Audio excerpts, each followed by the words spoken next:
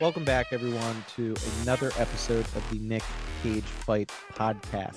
Part We're 3, now first on- time. What was that? I said Oh, part yeah. 3, first time, baby. Our first hat trick, and it is fitting. Our first coverage of one of the Mighty Three movies takes 3 episodes to get through. So enjoy that in the future. 50 pounds of movie in a 10-pound bag. Yeah, like Absolutely. just remember that you're going to be getting this for The Rock and Con Air as well. Yeah, I honestly, I was thinking about it in the run up to this one. I was like, I don't think we can get through those any quicker. I really don't.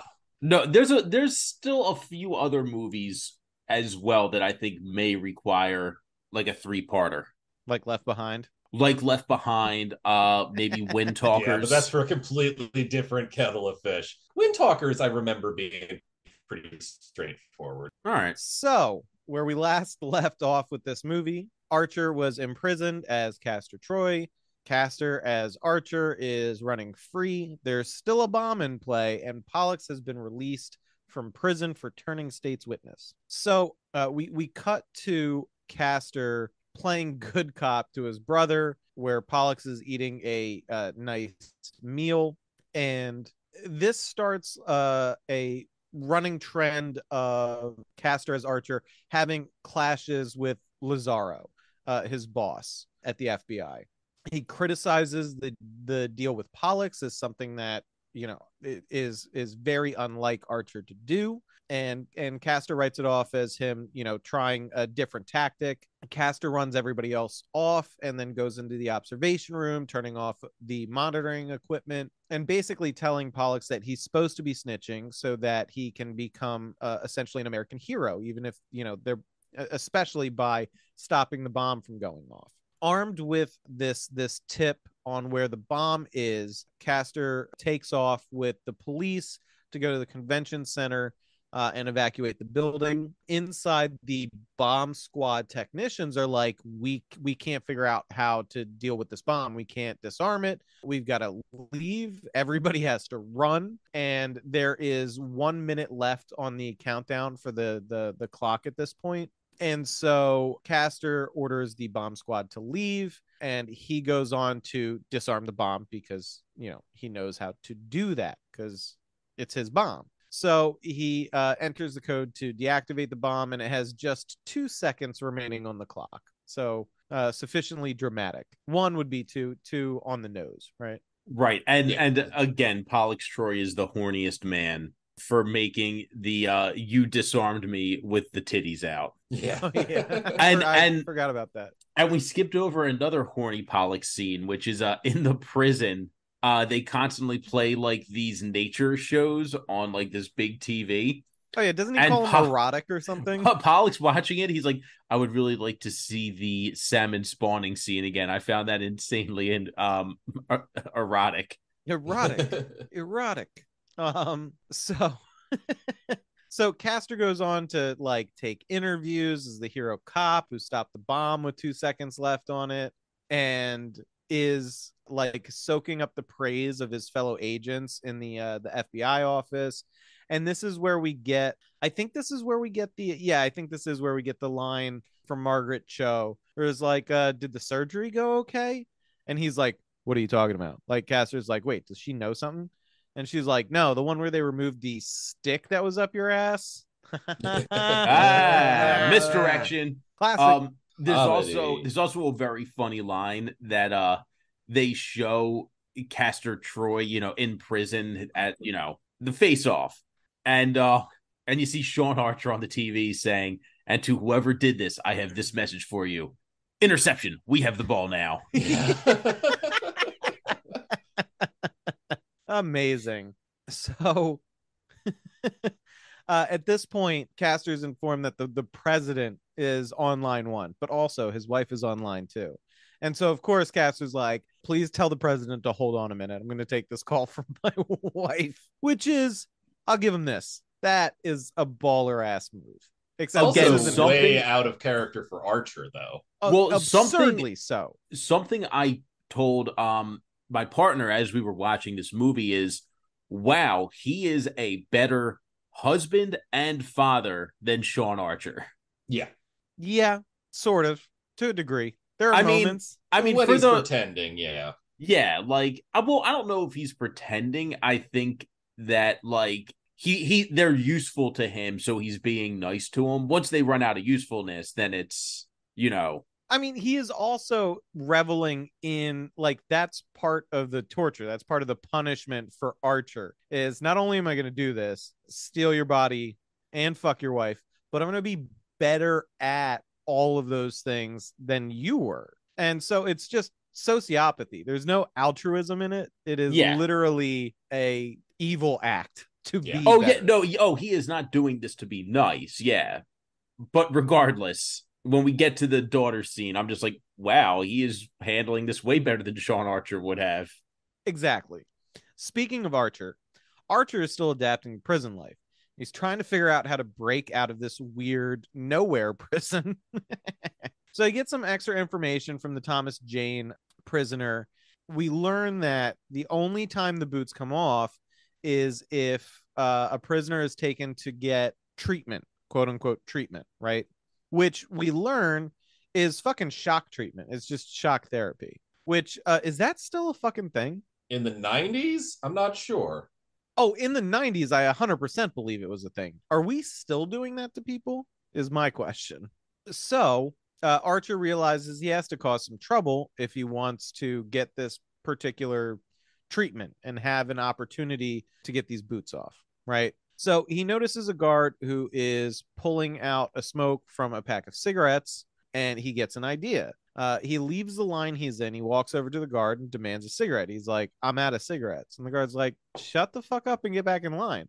And he's like, no, I said I'm out of cigarettes. And he starts a fight with this guard and several other guards. So there's a brief action sequence here. There's a bunch of punching and fighting. The fight expands a little bit, but somewhere in the scuffle, a cigarette is dropped. And Archer crawls over and grabs it. And then a bunch of guards just grab him and carry him out of the cafeteria.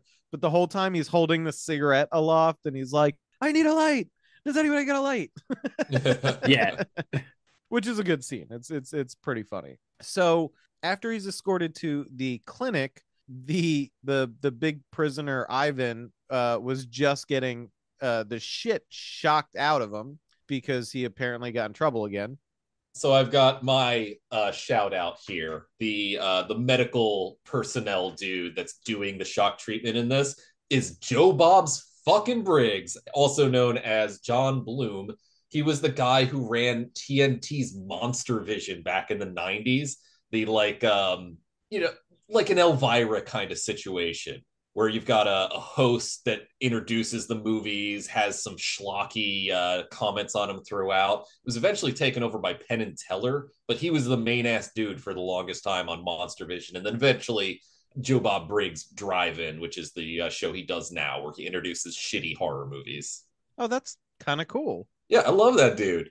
There you go. So Ivan finishes his treatment and they pull him out of the chair and just sort of like drop him half comatose onto the ground while they go to work on securing Archer into the chair. Archer takes this time to tell Ivan that he didn't touch his wife or sister, but he's sure that they love him very much and are waiting for him outside. So why doesn't he help him? And they both get out of here. And so the guards who are in the process of restraining Archer are then suddenly set upon by Ivan.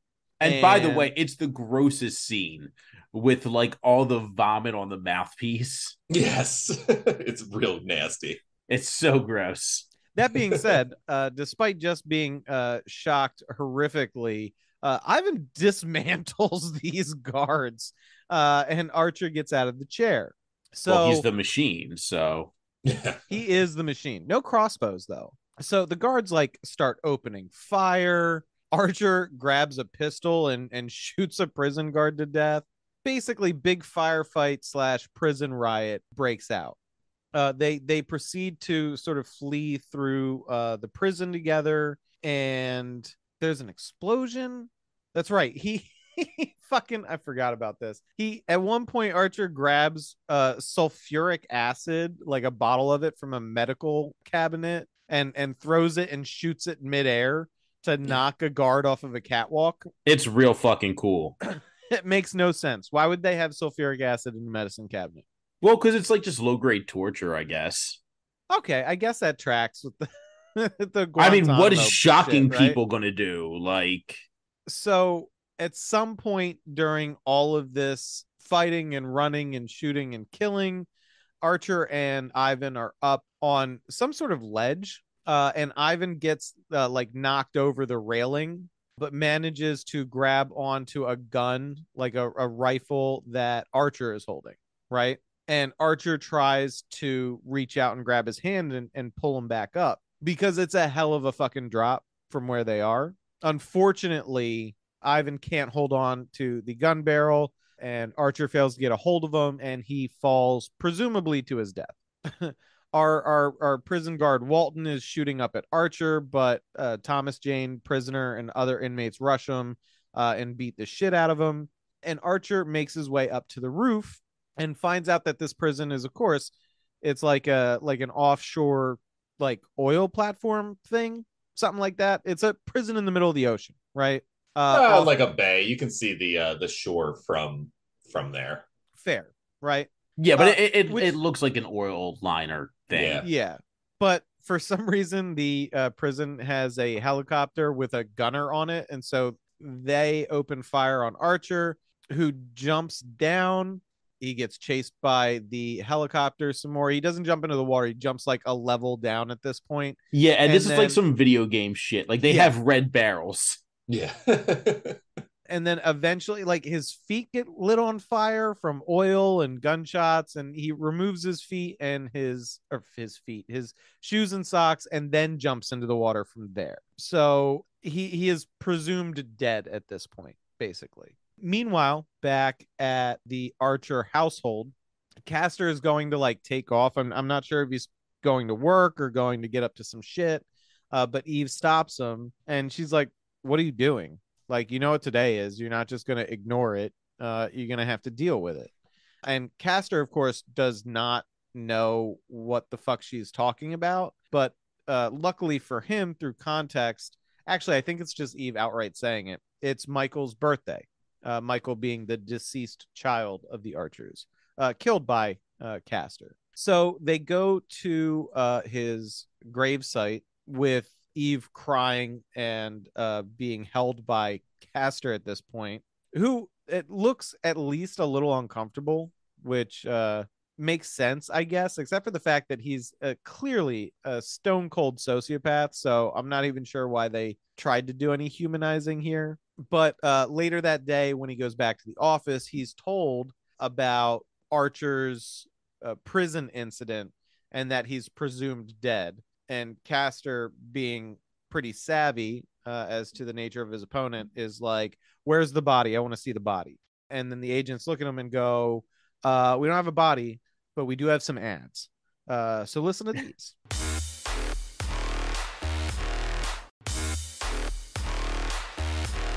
The way you weave in and out of ads, it's like Mozart. It's like Michael Jordan. It's like Tom Brady. So no, his coworkers are like, we haven't found the body, and Castor's like, he's definitely alive, and they're like, well, there's no way he'd come back to LA. That's insane. And he's like, he's already here. I'm sure of it. Meanwhile, Archer has made it to shore. He steals a car and then drives to. While he's driving, he makes a call to Eve at work and tries to warn her that her husband isn't her husband, so on and so forth. But he sounds like Castor, and Eve doesn't recognize the voice and instead thinks he's just some weirdo creep and hangs up on him. So Archer's trying to cast about to figure out how to deal with this. So he tries to call Lazaro, saying he has information about Castor Troy. Unfortunately, the secretary that he gets just redirects his call to Castor. And when Castor answers the phone, Archer hangs up and continues on. Well, there is a kind of a cool line when Troy answers the phone and he says Sean Archer. And so then Archer says back, well, if you're Sean Archer, I must be Castor Troy. And then hangs up. Yeah. Sorry, I'm calling. I watched this movie so many fucking times now at this point. I think that might have been a trailer line too. It might have It been. sounds like a trailer line. Yeah. So while listening to the radio while driving, Archer realizes there is a massive manhunt mobilizing for Castor Troy. So he's like, I do think it's funny. He's like ducking his head when he's going by police cars and shit. So without any other options, as far as contacting people from his life, Archer decides to go to where Dietrich lives. And he surprises Dietrich, and Dietrich is very happy to see who he believes is Castor, and invites him upstairs to where there's like weird party going on. It's kind of just like a weird criminal hangout den. They're just like doing drugs and having fun and shit. Archer is given Castor's special box with his guns and joints and pills, and chiclets. Yeah, you gotta money talk about the clip chiclets. and his gold-plated pistols, right? And a weird water drug. Yeah. So Dietrich like cracks pills into like 2 glasses of definitely wasn't water. No, I mean, these guys are some kind of liquor. Yeah. It's like vodka or maybe sambuca. They're getting real weird. Oh God, no. There's only one acceptable use for sambuca, and that's it's a side sipper when you're having a nice espresso. I was gonna say pour it down the drain. You're No, both wrong. sambuca is actually really good as a side with like an espresso. You get a twist of lemon around the espresso. Now I'll order a snifter of sambuca as opposed to a dessert. If I go out for a fancy meal and after I've had a couple of scotches or something, instead of dessert, I just get coffee, regular coffee, and a snifter of sambuca. Now try the coffee with a twist of lemon. It really brings out some of that anise flavor in the sambuca. Huh. I will do that next time. Also, yeah. I'm a fan of the black licorice flavor. Yeah, me too. Oh, I see. I'm not. That is not my jam. A couple weeks back, I got a weird craving and got, I think it's pronounced Pernod. It's spelled Pernod, but it's that's one of the absinthe alikes, right? Well, it's basically French sambuca. It's not quite as syrupy, but you can make it with just seltzer water, and it's like a nice green, and it tastes like licorice, and it's very tasty. Yeah. That was originally produced as a alternative to absinthe without the wormwood. Yeah. So Dietrich like cracks these pills into these things and they drink it, and it seems like it's some sort of hallucinogen for sure, right? Because Archer starts having a hard time with it. So Dietrich asks Archer what his plans, like, do we need to get you out of the country? What are we going to do? And Archer says he's gonna take down Agent Archer, Castor, right, with the help of his gang, right? Yeah. And the goons kind of point out that Archer is this super cop now. Archer as Castor is like, no, we can break into his house. Like, I know the code to his security system. It's his dead son's birthday. And they're like, how do you know this? And he's like, sleeping with his wife. Which it's not a lie, I guess. It's not, no matter how you look at it, really. And so when asked what he wants to do after this, we get a great bit where Archer's like, I'm gonna take his face off. And Cassavetes, I honestly, I hope he added this flair himself. He does this like Shakespeare move. He's like, you're gonna take his face off, and he does this like hand motion. He does it twice, and it's beautiful each time and a little different. And it's not overdoing it. It's a great bit. He knew he was onto something there. And then and then Archer, under the effects of the drugs, is like, if you'll excuse me, I have to go to the little boy's pee-pee room. Little boy's wee room. I made a note of that one. And then he walks off. That's going on the soundboard, baby. My no more drugs for that favorite, man. Yes. Cassavetes like, no more drugs for that man. And I can tell you, I have used it, not so much now that I'm older, don't find myself at these kinds of parties anymore, but I used to quote this all the fucking time. Yeah. As soon as I'm done hearing just some rambling nonsense story from some drugged out person at a party, when they walked away from me, it was always, no more drugs for that man. Beautiful scene. Cassavetes fucking kills it. My favorite part of this sequence of the movie. He's really damn good in this, which is impressive considering what he is up against. God damn. Yeah.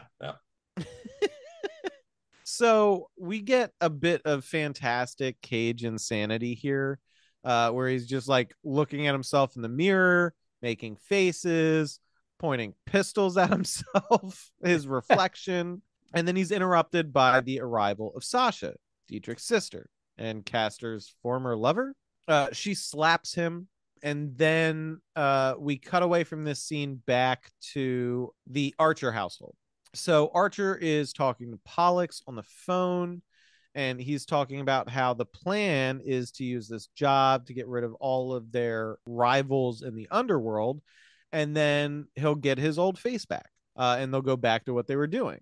And at this point, Jamie arrives home driven by her boyfriend or guy she's seeing. I'm assuming this is the dude who wrote the quote kinky poem for her that she references in the earlier phone call, which I don't think I mentioned specifically when we did that scene, but that got a little cackle out of me. I love accurately depicted bullshit high school relationships. Yeah. Because somebody definitely pulled from their past for that fucking sequence of lines. Good on you. That's solid. And so when they drive up, Jamie is eager to end the evening, but the boy in the car is not so down with that and starts getting aggressively handsy. Here, we get our next honorable mention in the cast list / cameo, and this one is super ironic. Dishonorable mention. Yes, dishonorable mention. Also super ironic, given the role that he is playing here.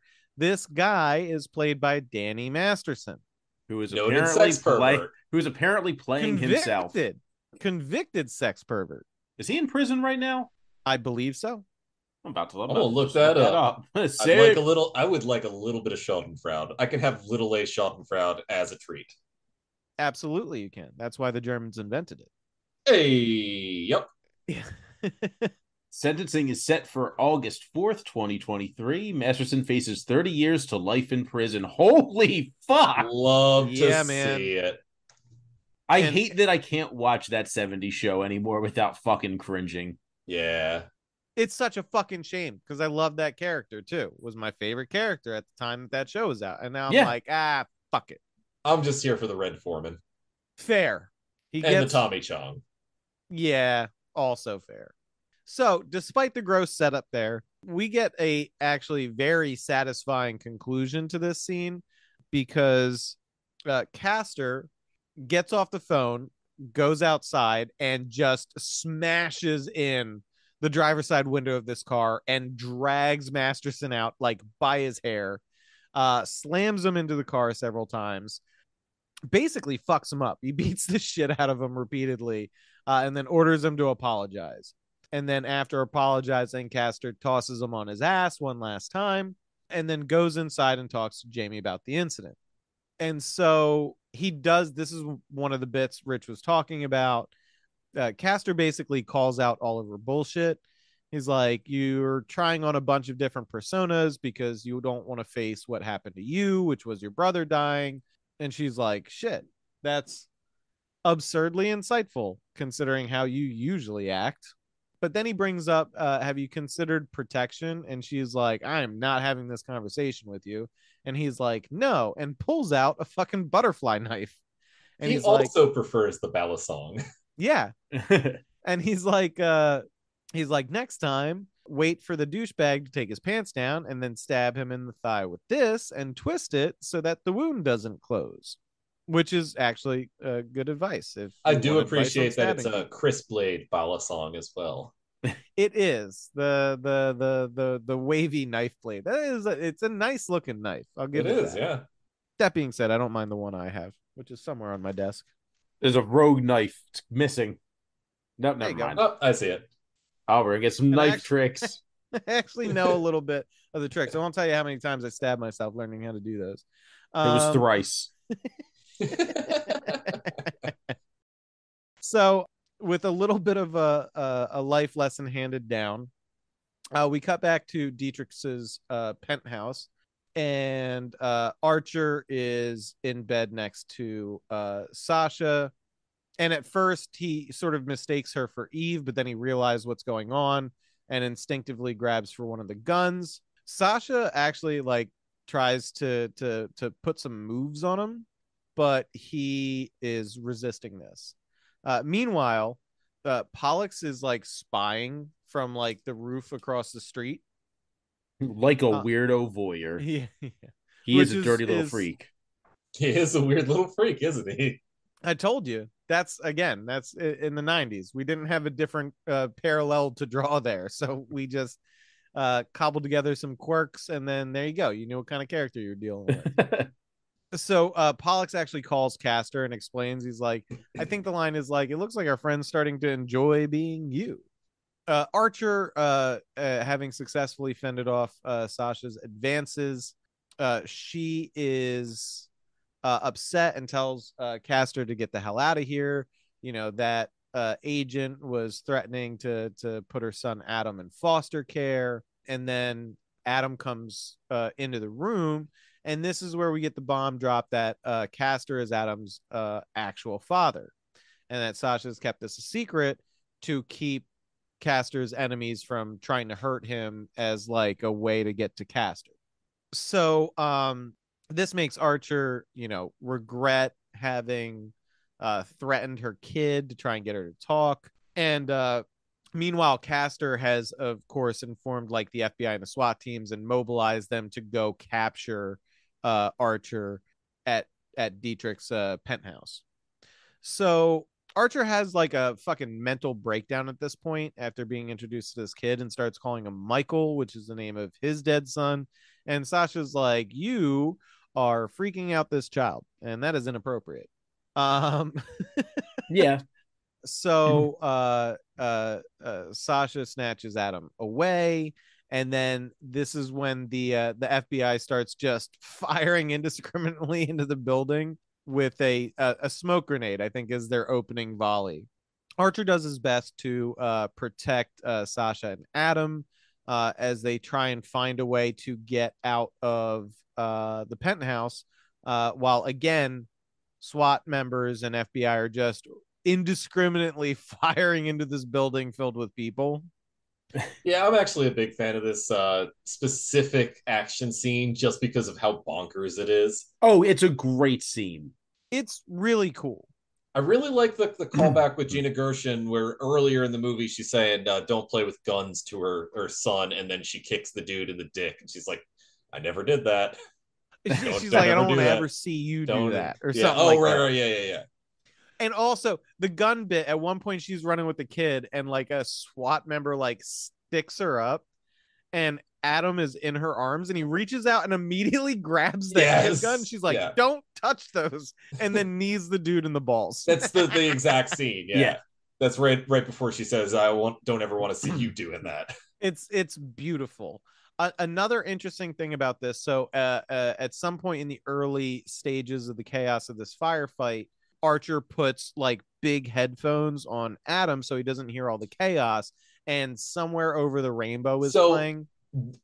John Woo wanted to do this scene with the Somewhere Over the Rainbow. The studio heads did not want him to have this in the film, so he actually put his own money in to shoot this. And the studio did pay him back when this ended up being a fucking blockbuster. Massive hit. Good. Yeah. Good. They should have. But hey, man, John Woo, courage of his convictions. Congratulations there, bud. Absolutely. He did the same thing with Hard Boiled. There's a scene in that they didn't want in the movie, and he was like, "I'm just going to pay to have this done," and you're going to be like, "It's dope." And then they were like, "Oh shit, that's dope." So, I mean, we get a bunch of classic action tropes here.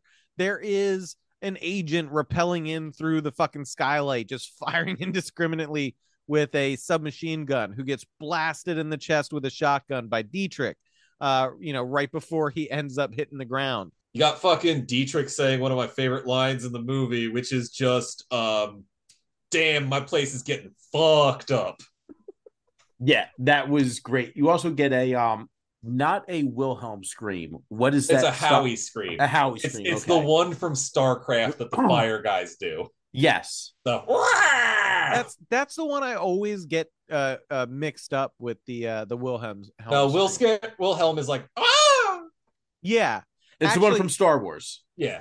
Actually, it's really funny because I saw a fucking video today that described where that was found, and it was somebody who's cataloging shit for some university. Yeah. But yeah, anyway, classic scream is heard. And so we have a couple of instances of Archer explicitly protecting Sasha and Adam through the course of this very chaotic firefight. Also, this is where, now granted, he killed some prison guards escaping prison, but he outright murders several agents. Yeah. And SWAT guys, starting here and continuing through the rest of the fucking film. Well, I read that he only has a kill count of like 9 in this whole movie, though. Who? Fucking Nick Cage as Sean Archer. Like, I think we only have like 9 confirmed kills. Wait, I have a website for this. Yeah, I was gonna say I gotta check the website, but if you already got it pulled up, make it so. I'm getting it up now. The funny thing to me is that despite the fact that he clearly shoots and kills several people, hold on. I'm so sorry. I did not mean to interrupt you. Sean Archer, John Travolta, and Nick Cage together, 4 confirmed kills. Oh, Castor Troy, both of them together, 26 confirmed kills, and it's closer than you think. 12 is Cage, 14 is Travolta. Interesting. Okay. So, but I do think it's funny because some of the shots are like dead on center mass shit, and then they keep interspersing things where he's like, "Oh, he shoots this guy in the leg," Yeah. But it's all a bit nonsensical. He's definitely killing some government agents. Eventually, we get the scene that we mentioned with Sasha kneeing a SWAT guy in the balls, and at one point, Castor runs directly into the dude who got his ear shot off, and calls him out by name, which causes the agent to pause before shooting him, and Archer knocks him out. As opposed to, killing him. This is sort of important for the way they cobble shit together at the end here. So just keep it in mind. Somewhere towards the end of the firefight, Archer shows up as well. And he's trying to get a bead on, I'm sorry, not Archer. Castor shows up as Archer, and he tries to get a bead on Archer, but Dietrich gets in the way. And the gun goes off. And then we see Dietrich holding his neck, and he instructs Sasha to get Adam and get the hell out of there. Well, he doesn't guard Archer in that moment. Castor turns the gun to Sasha and the kid, doesn't he? And then he gets in the way of Sasha and the kid. Well, Dietrich doesn't even technically see this. He's got his back to the man with the gun. Right. And he just sort of enters the frame, right? So this isn't necessarily a conscious effort on Dietrich's part, but no, it just kind of happens. Yeah. No, but but yeah, the people in the crosshair, I believe, was Sasha and Adam. I think so. I think you're right. But you know what else was in the crosshair? Goods and ads and services. There we go. Absolutely, sir. That is what we're taking aim at. So give these a listen, and we'll be right back.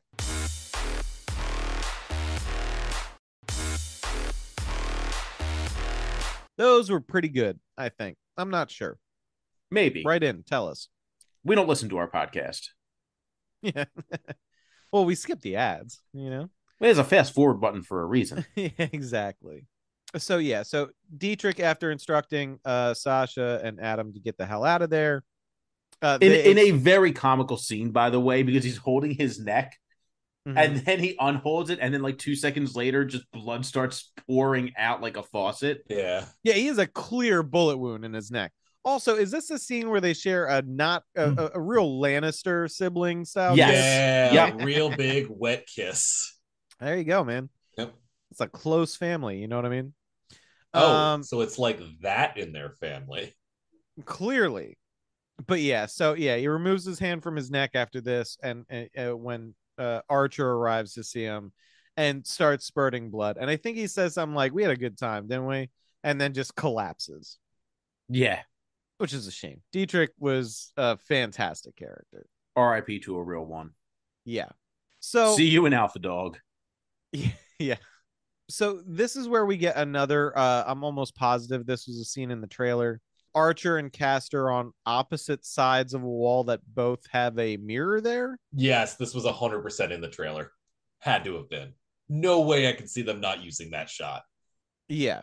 And so they're standing on opposite sides of this mirror, pointing the guns at their reflection, which is the reflection of their own enemies, but they're wearing their faces. There's some symbolism here, but they Castor has a great line where he's like, I don't know what I hate worse, wearing your face or wearing your body. He's like, why don't we just trade back and go our own ways? And Archer's like, absolutely not. There's no way. You can't give back what you've taken from me. And so Castor's like, all right, plan B then. Let's kill each other. And they both spin and fire at the mirrors at the same time, Yeah. and don't manage to hit each other, I don't think. Yeah, it's like they're both point blank, but whatever. It's a cool fucking scene. Who cares? Oh no, Archer does get hit apparently. Oh. In his side. I forgot about that. Oh yeah. Because they pay that off like 3 scenes down the road. Yeah. Yeah. So another agent shows up and starts firing at Archer, who flees up a stairway. Pollux is still up on the roof and sees Archer show up. Pollux goes to shoot, but Archer knocks into him and sends him flying and crashing into a skylight. Castor is still down there as Pollux crashes through the glass and sees Archer and shoots at Archer, but Archer flees again. Pollux, unfortunately, does not survive his fall. He is dead directly in front of Castor, who is very upset and starts crying. An agent shows up and asks him why he's crying. It's just Pollux Troy. And so, of course, Castor shoots him right in the fucking head. At this point, we get a final callback for Pollux's character. His shoes are untied, of course, so Castor ties his shoes for him. Also, I know we haven't said this before, but so Castor and Pollux are different ages, right? Yeah, even though Castor and Pollux are supposed to be twins in mythology. I was going to say, the fucking balls on those parents. Yeah. Could you imagine the reach of naming your firstborn child, individually born child, Castor, and being like, God, I hope we have another fucking boy, or this bit's going to be ruined. Right. You never know. They might have been into those like very specific wheels at the bottom of like work studio chairs. No, that's not the Castor they're talking about. I would be more furious as a kid. I would rather my parents have ruined the bit. You're like, listen, we named you after the constellation, the classic story. We expected you to have another kid, but it turns out we were one and done. So our apologies. Instead of being like, those little spinning wheels on the bottom of shit, those things are so useful. We wanted to name you so fucking useful, man. I would have immediately gone and gotten a name change. You know those things that make your office chair work? This is you, boy. This is you. So this is actually the end. Pollux's death is the end of this action sequence, which was pretty solid overall. We have this movie has several great action sequences, and this one is probably my favorite. As far as impressive technical pull off, I'll give it to the last one, but this one was the most fun, mainly because it had Dietrich. Yeah, I like a Dietrich, even though he's creepy with his sister. Yeah. So the next day, I mean, like, Castor is still getting all of these accolades and praise as Archer, but his boss is still furious with all of his insane actions, which tracks. He's just involved in bloodbath after bloodbath at this point and sort of flaunting the rules. And so he confronts him, but Castor provokes him into a heart attack, which is pretty funny. Yeah. Doesn't he like fucking karate chop his neck and make him have a heart attack or some bullshit like that? Well, I think that he was already in the middle of a heart attack because he kept like grabbing his chest, and then he hits him real hard in the back. And then he hits him like in the chest, I think, after saying, he's like, by the way, I'm Castor Troy, you stupid bitch, and punches him in the chest. And the guy's like, my heart, I can't do it no more, and dies. So this, of course, makes him like the head of the FBI because that's an inherited title. Yeah.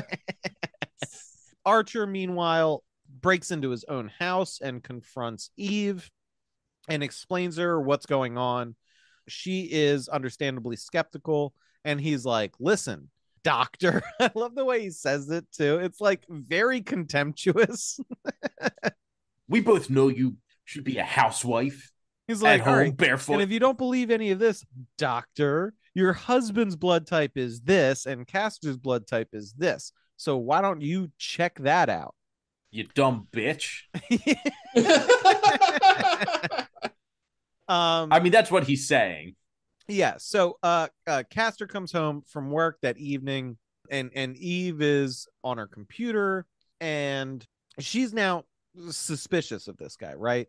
So when he goes to sleep, Eve hits him with some weird fucking pen blood extractor that she has. It's an odd device. Yeah. I can't pin it to anywhere in reality. It's another one of those weird, like, fuck it. This is half a sci-fi movie. Let's just run with it. So then she goes to the hospital, and I love this part because I'm almost positive a blood type test is actually like one of those active reagent things, but she puts the blood on a glass slide for a fucking microscope. And I am almost positive you cannot determine blood type by looking at it under a fucking microscope. I'm not 100%. Doctors, right in.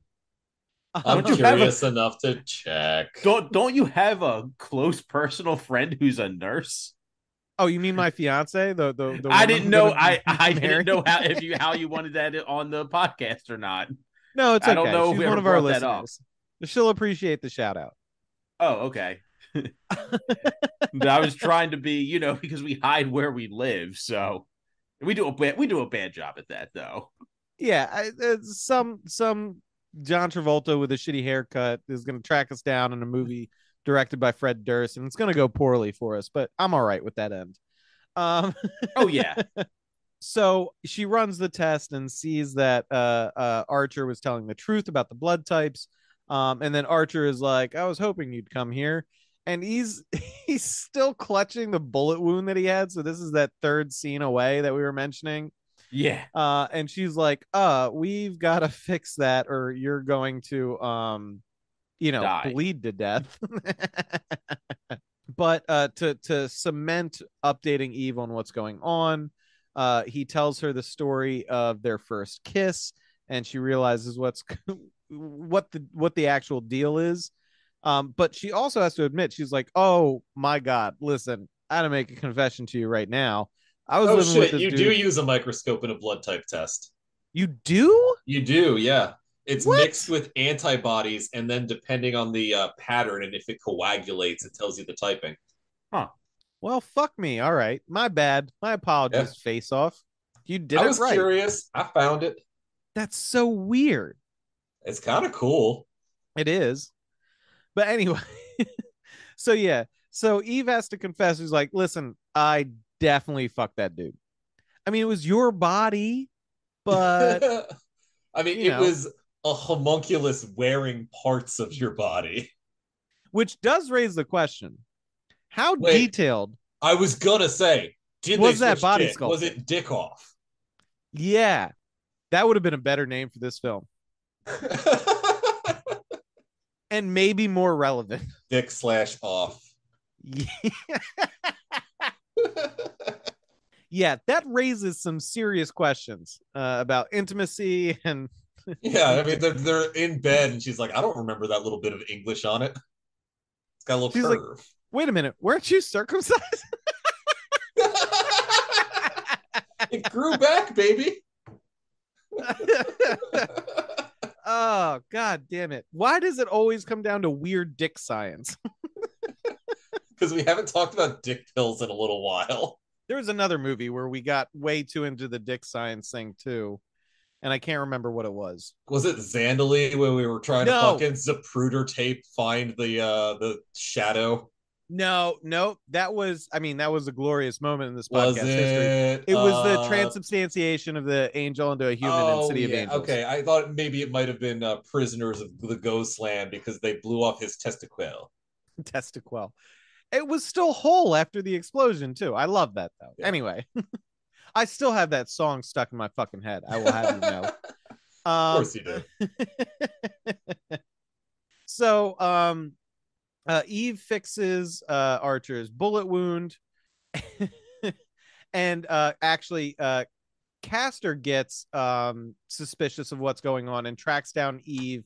So Castor shows up at Eve's hospital with his thugs, either government funded or not at this point. I don't think it really matters. And confronts why her, does and he have the non-government thugs? Does anybody find that weird? I don't know if they are or not at this point. It's definitely non-government thugs from here on out. I'm just not sure for this particular scene. But he nearly catches Eve with Archer. Luckily, he slips away and Eve is tending some like fucking burn wound person, which is rough.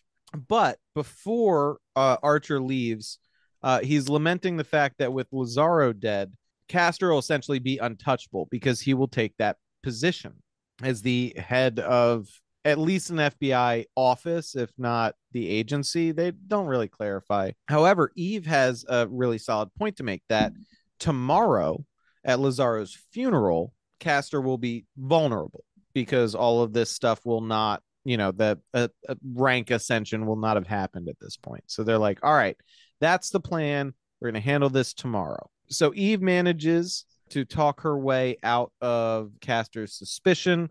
There is a decent line here where he's like, lies, deceit, mixed messages. This is turning into a real marriage.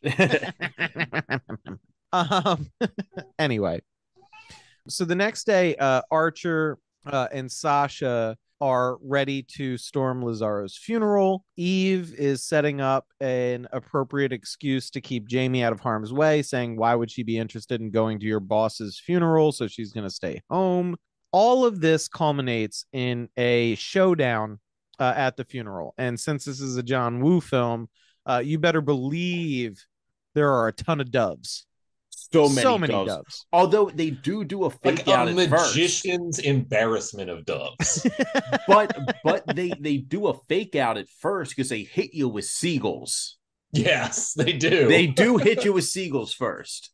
Seagulls and the doves. Although it does seem like a very nice funeral, beachside. You know what I mean? So this confrontation culminates into a Reservoir Dogs style Mexican standoff. Well, I like to call it the Italian-American Mexican standoff. There you go.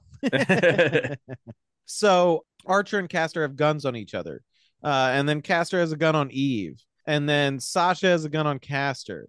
And then Castor has his thugs bring in Jamie, who they've collected from the house. And so now there's guns on Jamie. And this is all going exactly how you expect it to. There's a bit of taunting back and forth about how Castor didn't intend to kill Archer's kid. He meant to kill Archer.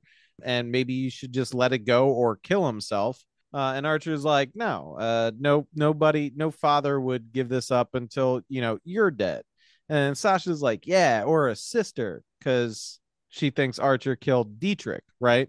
Essentially, from here on out, the gunfight just breaks out, right? Everybody shoots.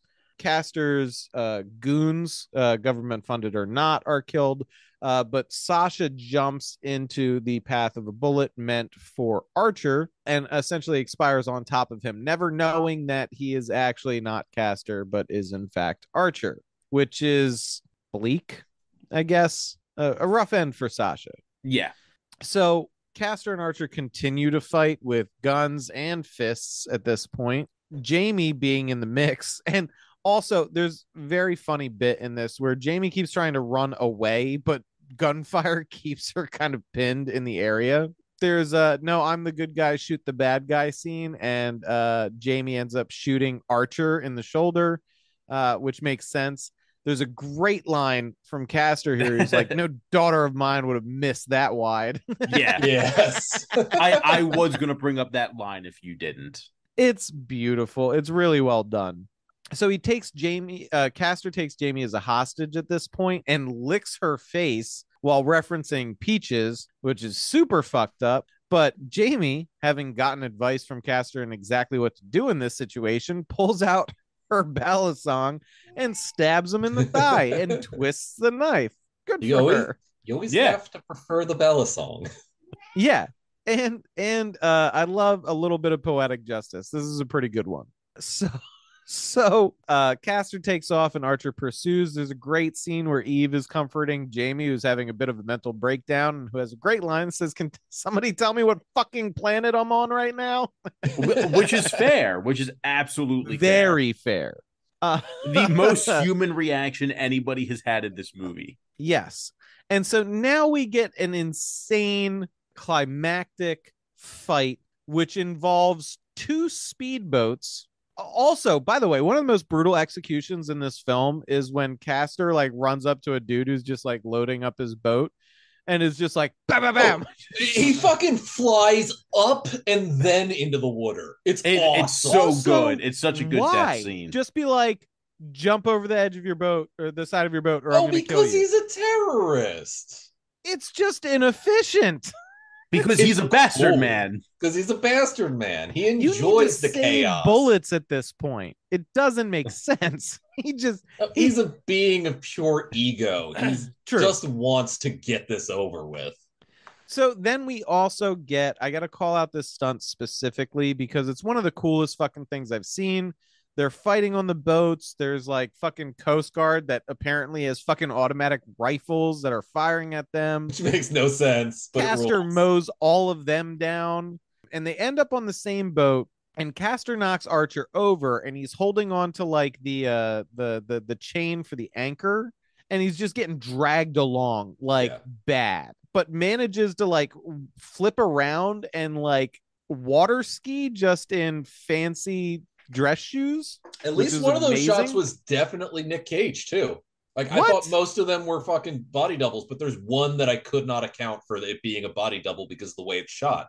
That's amazing. This is an impressive scene, and it wasn't done with green screen. It was real stunts. It was fucking cool. And this won best chase scene of the 1997 MTV Movie Awards. Cool. Did it also win Kids' Choice Award? Let me see what gets slimed. God, that would be amazing. Let me see what other. I just happened to see it won that award, and that was very funny to me. Yeah. So there's also a great bit where they go by like some pilings or under a bridge or something, and the anchor gets dropped at some point, and it catches, and now the speedboat is just on full throttle, whipping in a slingshot motion before the anchor chain tears away from the boat and they go crashing into the shoreline. And both of them like brace and get thrown. And Archer grabs a spear gun. Yes. Which doesn't make sense. A harpoon gun. It doesn't make sense on a fucking speedboat at all. Not even a little bit. But fuck it. Cool. Also, so Face Off won 2 Saturn Awards for Best Director and Best Writing, and 2 MTV Movie Awards for Best Action Sequence, which was the speedboat chase, and Best On-Screen Duo for Travolta and Cage. Cool. Fucking Oscar. I got me an MTV Movie Award. Yep. I bet that's a cooler statue, too. Is it the astronaut? I think it's the spaceman, yeah. Yeah, hell yeah. So they have a final confrontation on the shore. Where Archer goes to shoot Castor with the spear gun, but Castor grabs the gun, preventing the mechanism from firing, and goes like, you may have won, but enjoy looking at me in the mirror every day, and then starts carving his face, Archer's face, essentially, with like a shard of broken glass or something or the other, some sort of sharp detritus, right? Yeah, guys, I have brutal news. It's not the spaceman. It's just a bucket of popcorn. Oh, yeah. Disappointing. Anyway, Archer manages to dislodge from Castor's grip, and the spear gun goes off, pinning Castor to the pilings, thus ending Castor's reign of terror The FBI now swarms the scene. Everybody is aware that Archer is Archer, despite being in Castor Troy's face and body, which makes no sense. And they're like, no, it's all fine. And then it's because Eve called it in. Eve like explained it to the FBI, and everybody accepted and hand waved the outright murder of prison guards and FBI agents. Yes, Absolutely, apparently. yes. Yep. So then Archer undergoes surgery to get his face put back on. I wonder if they added those love handles back or not. I don't know what a reverse liposuction is like, but that can't be healthy. No. Listen, we're just gonna Probably put all not. Did this they fat change right the back dicks in. back? I don't think they changed the dicks back. I think he's got the better dick now, just like in Young Frankenstein. Oh yeah. Oh, sweet mystery of life. At last I found you. We love fucking Young Frankenstein on this pod. That is hands down my favorite comedy, might be my favorite movie, depending on what time of day you ask me. True. So Archer gets his face back on, but we show some character growth. He tells this other doctor that was completely not privy to any of the conversations with the other doctor and is like, hey, that scar I had here that I told you to put back, I don't need it anymore. And the doctor's like, what the fuck are you talking about? It's a different doctor, Sean. We didn't put this in your chart, man. They burnt that medical facility to the ground. Who do you think you're talking to? Anyway. So they put him back, and my next favorite unhinged, doesn't make any sense thing at all No, happens not even a little. It's the last thing we see. is we get the return to his home, and Archer is like, I have somebody I want you guys to meet. Meet the biological son of my worst enemy that we are going to adopt and raise as our own. And it He's looks not just gonna like get Michael. revenge eventually. And nobody, government or otherwise, has any problem with this whatsoever. In this universe, Big Daddy couldn't have been a film. Anybody can adopt any kid anytime they want, no questions asked. You call dibs, and we respect dibs. That's in my this baby now. universe. so yeah, they replaced their dead kid with the alive kid of their enemy who ruined all of their lives. And then the sister everybody is does cool with it. then the sister does the face thing. And To then be like this is how weird. And here's the weird part too, is at least when I watch it, this shit gave me fucking shivers because I'm like, it's too weird. Her finger gets caught on his bottom lip. oh, that is disturbing. It is Which weird, is- yeah. Which is Oh, you're like this. it went like this, and then it's just like a fucking No. like a fucking, you're gonna call me mommy. Like like that's the shit that was just like and of course Jamie is no longer gothified, which Oh yeah. Rich called oh it yes, I early did in his call it. notes. She's fine now. She's like, all right, I replaced my dead brother with a new brother. I Annie We're not gonna Lennox is examine no this at longer all. my god. The amount of money this family is going to have to spend on therapy from here on out is incalculable. No, because everything is perfectly fine. They replaced the dead son. They're gonna rename him Michael. And they're just gonna move on as if nothing happened. There will be no therapy because therapy is for psychopaths, not everyday people like you and me. Yeah. Only crazy people go to therapists. Do you want to end up in a padded room, Josh? Go see a therapist because that's what I they're going to feel do. like They're going to make you hate your mother and end up in a padded room. I have to imagine a scene where the reality of this at least hits the adults in the family and they're like, oh my God, we can never drink at home again. No. They are burying that feeling so far deep that the Titan sub would blow up trying to get to it. I mean, So you that's mean not 15 feet? yeah, I was gonna 15 say that's feet not down? hard. Yeah. All right, guys. How do we feel about the first of the Holy Trinity of Nick Cage films? We finally got to one. We finally covered it, and my God, what a masterpiece! So I'll go first on this. Is it the best movie we've seen? No. Yes. Is it the most interesting? Yes, it is. This No. tops fucking Moonstruck. This is top of my list. Okay. To me, it's not the best movie on the list.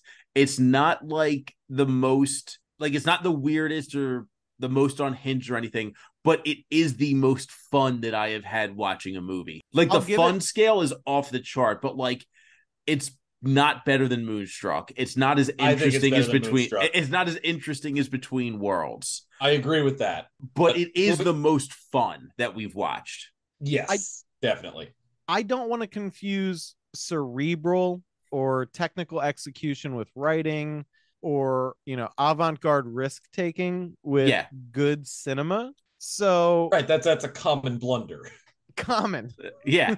It's one of the classics, like getting involved in a land war in Asia. Yeah, or getting into with the Sicilian in matters of life or death. Yeah, when death is on the line. When death is on the line, yes. So I will say this is I've made it very clear my position. This is one of my favorite films. One of my favorite Nick Cage films, far and away. One of the three. And infinitely entertaining.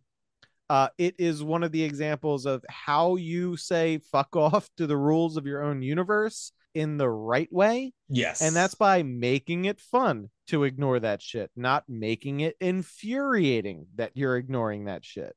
Outstanding performances. Travolta and Cage both fucking kill it. And Cassavetes is phenomenal. He's so fun in this. Yes, he's the very most good. fun in this. The little hand gesture he does gets me every time. Every time. Now, this movie probably had the best supporting cast that we've seen, at least in my opinion. It's between this and Raising Arizona for me. Well, this, and of course there is Moonstruck, which is of course just the most Italian movie to ever Italian. Yeah. Scorsese wishes. That's my tagline. Well, it's the most Italian movie made outside of Italy, because I can show you some Italian movies. Got that Federico Fellini box set, baby. But no, I will say, I think this 100% lived up to the hype that we ourselves generated about it. It's fantastic. Watch this movie. You will not be disappointed. If you haven't seen this movie, my first question is, how have you managed to avoid it? I don't know how Rich fucking avoided it for so many years. Well, I was going to watch it, and then we started doing this podcast. I'm like, I'm not going to watch it now. I'm going to wait for it. Yeah. But that was still like 20 years after the movie had come out, though. Oh, yeah, I know. In 2 decades, man. There is a reason this is one of the jewels in the crown of Nick Cage's career. And when we talk about the importance that we place on these three films, it is not that they are necessarily the best examples of acting ability or technical execution or anything like that. It's that they came out in sequence and cemented the legend more than anything else. These movies kicked ass and established a level of expectation, and this is a solid baseline. If you are just dabbling in cagery, if you're considering taking the Cage pill, this is one of your gateway drugs. And I stand by that. This was fun, fantastic, and I do not regret spending 3.5 goddamn hours talking about it. Well, this was more than that. This was the hell recording. Well, that's it. Problems. Let's part the veil for a moment. We almost lost this one. Yeah. Yeah. And also, I mean, this movie too is arguably, and not only is it a part of the second, what I'm calling the second age of Cage, this is arguably the highest he's ever been. He's coming like off no, like career wise.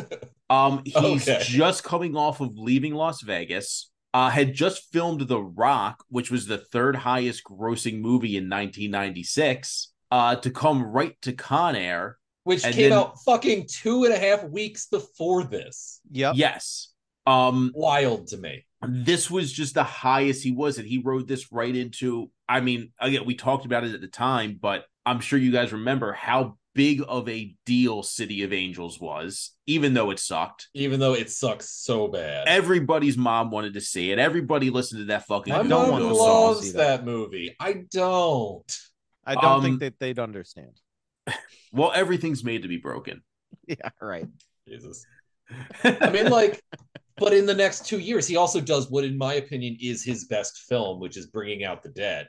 So, like, this is him riding the crest of that excellent wave of his career. Yeah, and I'm excited to get to that movie. Yeah, this is the springboard into the stratosphere, right? The run up is that early career stuff with some of those real bangers, and then he hits that springboard and completely misses everything else and just blasts through the roof and into outer space, really. So Yeah.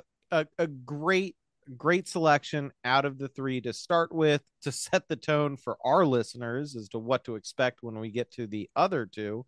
But what are we trying to follow up this 3-episode run with? That is it the burning. Well, Croods? really? Are we going into the Croods? Really, there's only one film that we can follow this up with. Is it Xandalay again? No, we're actually doing a double feature of Between Worlds and Xandalay. Ooh, baby, that's a treat for me. Actually, it's gonna be a triple feature. We'll throw Kill Chain in there too. No, yeah. we are watching the 1986 masterpiece, The Boy in Blue. I know nothing about this. I don't either. I have no context. It's supposed to be very bad. Okay. Oh, great. Cool.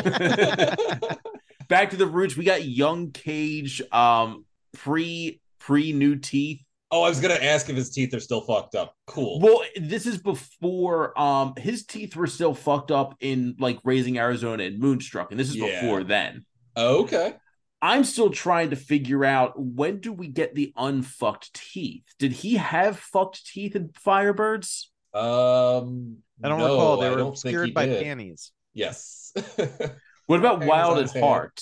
They were definitely fixed by then. Okay. So we're right, because we've seen Vampire's Kiss. You know what? I think he got them fixed between Moonstruck and Vampire's Kiss. Because I don't think he had jack teeth in Vampire's Kiss. No, he had plastic vampire teeth. Yeah. No, I mean, under the plastic vampire teeth, I think he had like... We'll have to go back. We will have to pin that down. And yeah, I mean, minds need to know. I need to know. Yeah, I'm the inquiring mind. All right. I think we can consider the book closed on Face Off. I think we got there, everyone. The face has been taken off and it's been successfully reattached. We covered it top to bottom. While you're waiting for our first episode on The Boy in Blue, please give us a follow on social media. You can find us on Twitter at cagefight_pod. You can find us on Patreon, patreon.com/NickCageFight. Fuck it. We deserve your money after these episodes. Yeah, we do. We have been at it for, like, us personally, 4.5 hours talking about this movie. We started at 7 p.m. It is nearly midnight. Yes, it is. Yeah. We have things to do, people to see, but no, dear listener, we're doing this for you. We're doing this for us, but we're also doing this for you. Yeah. Throw us $3, $1 each, a pittance. I love $1. Give me one. I would love $1 a month to do this. It's great. But yeah, $3 a month gets you every episode, no ads, or give us more for more stuff. Every subscription counts up the meter until we hit Ryan having to obtain the world record in speedrunning the GeForce video game. Yes. Which I desperately want to see. And if there were multiple versions, I'll do it for each version too. If there's like a fucking Game Boy Advance or DS one, I'll learn that fucking speed tech. I'll buy one of those fucked up DSs that can hook up to HDMI so I can stream that shit. Yeah. Ryan and I were also talking about knocking out a Patreon episode in the coming weeks because we really got to get on that shit. Yeah, this is true. Maybe we don't know. I was thinking maybe the Astro Boy or maybe one of the other Cage adjacent kind of deals. I was thinking either Astro Boy or the original Gone in 60 Seconds. That'd be a good one. I kind of want Josh in on that one though, because that's a fun ass movie.